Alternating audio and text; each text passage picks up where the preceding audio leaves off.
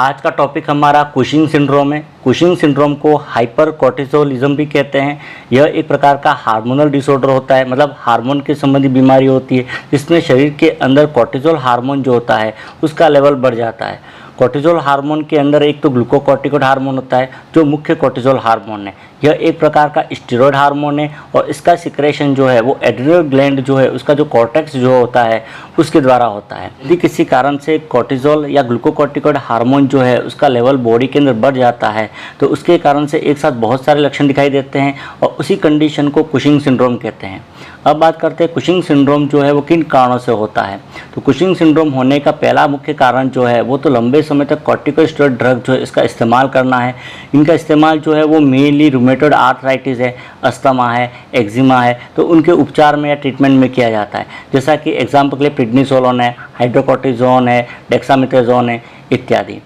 दूसरा जो कारण होता है वो है पिट्यूटरी ग्लैंड जो है उसके अंदर किसी प्रकार की प्रॉब्लम है, मतलब ट्यूमर है, और ट्यूमर के कारण से वहाँ से एसीटीएच हार्मोन जो होता है एड्रिनोकोर्टिकोट्रोफिक हार्मोन उसका सिक्रेशन बढ़ जाता है।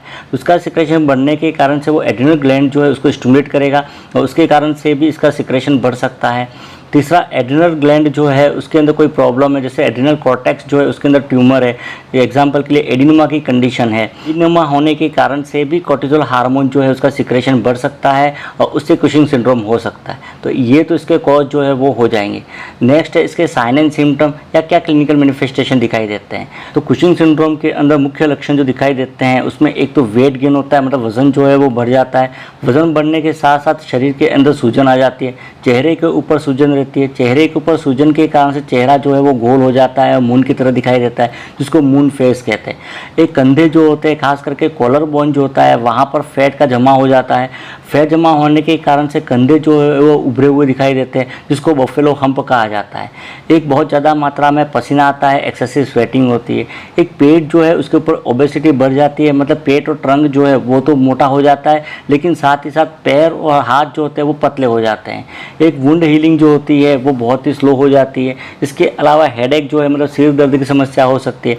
एक स्लीपिंग डिस्टर्बेंस हो सकता है, नींद में परेशानी आ सकती है। इंसोम्निया मतलब अनिद्रा की समस्या हो सकती है। अत्यधिक थकान लगना जो है वो भी समस्या हो सकती है। मस्कुलर वीकनेस हो सकते हैं, मतलब मांसपेशियों में कमजोरी आ सकती है। इम्यून सिस्टम जो होता है वो कमज़ोर हो जाता है, इम्यून पावर कम हो जाता है, जिसके कारण से व्यक्ति जो है इन्फेक्शन के प्रति प्रोन हो जाता है, तो इन्फेक्शन की संभावना जो है बहुत ज़्यादा बढ़ जाती है। साथ ही पॉलीयूरिया जो है वो होता है और पॉलीडिप्सिया की कंडीशन होती है। एक सोडियम और वाटर का रिटेंशन होता है, उसके कारण से हाइपरटेंशन मतलब ब्लड प्रेशर जो है वो इंक्रीज हो सकता है, बढ़ सकता है। कुशिंग सिंड्रोम के अंदर स्किन जो है उसके अंदर भी कुछ चेंजेस आते हैं, जैसे स्किन जो होती है वो पतली हो जाती है।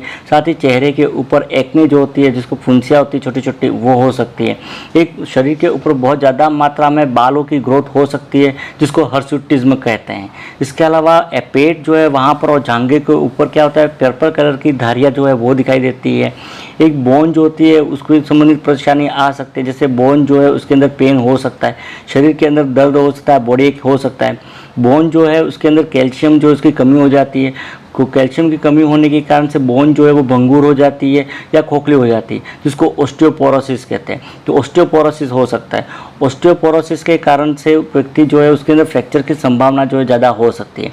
फीमेल के अंदर कुछ सिम्टम दिखाई देते हैं, जैसे कि मेंस्ट्रुअल इरेगुलरिटीज हो सकती है, मासिक धर्म में कुछ चेंजेस आ सकते हैं, जिसके कारण से एमिनोरिया जो है वो हो सकता है, मतलब मेंस्ट्रुअल साइकिल जो है वो स्टॉप हो सकती है।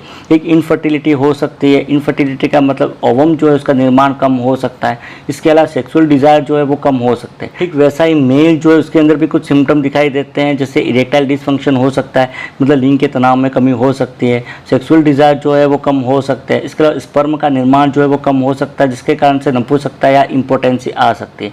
कुछ साइकोलॉजिकल लक्षण जो है वो भी दिखाई देते हैं, जैसे डिप्रेशन है, एंजाइटी है, इरिटेबिलिटी मतलब चिड़चिड़ापन हो सकता है उसको। इमोशनल कंट्रोल जो है वो लॉस हो सकता है, व्यक्ति एकदम गुस्सेदार हो सकता है, बहुत ज़्यादा गुस्सा कर सकता है या एकदम से ज़्यादा भावुक हो सकता है व्यक्ति। इसके अलावा उसका मेमोरी और अटेंशन जो है वो भी प्रभावित होते हैं। मेमोरी अटेंशन के अंदर भी डिसफंक्शन हो सकता है, उसके याद करने की क्षमता जो है वो भी कम हो सकती है, या किसी चीज़ पर एकाग्रता जो है उसके अंदर भी कमी हो सकती है। तो ये तो कुशिंग सिंड्रोम जो इसके लक्षण जो है वो हो जाएंगे। नेक्स्ट है इसका डायग्नोस्टिक इवैल्यूएशन, कि इसका इन्वेस्टिगेशन कैसे कैसे करते हैं।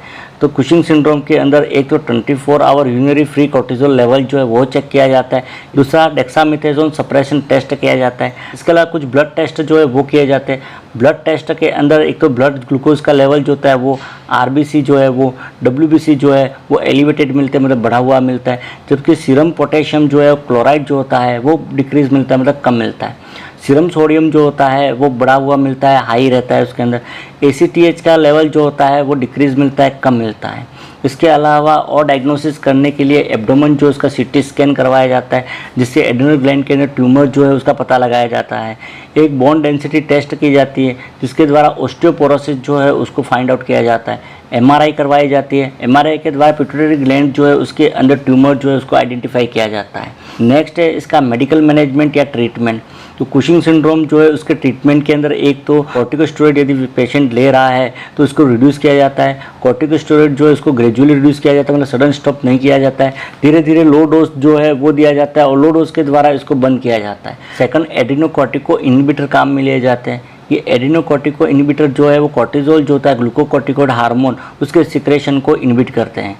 जो काम में लिए जाते हैं इसमें मिटोटेन है, केटाकोनाजोल है, इत्यादि काम में लिए जाते हैं। तीसरा, माइफेप्रिस्टोन करके काम में लेते हैं। ये माइफेप्रिस्टोन जो होता है वो ग्लूकोकॉर्टिकोइड रिसेप्टर एंटागोनिस्ट होता है। ये ग्लूकोकॉर्टिकोइड रिसेप्टर जो होते हैं उसको ब्लॉक करने का काम करता है। मेडिकल मैनेजमेंट के बाद नेक्स्ट इसका सर्जिकल मैनेजमेंट है।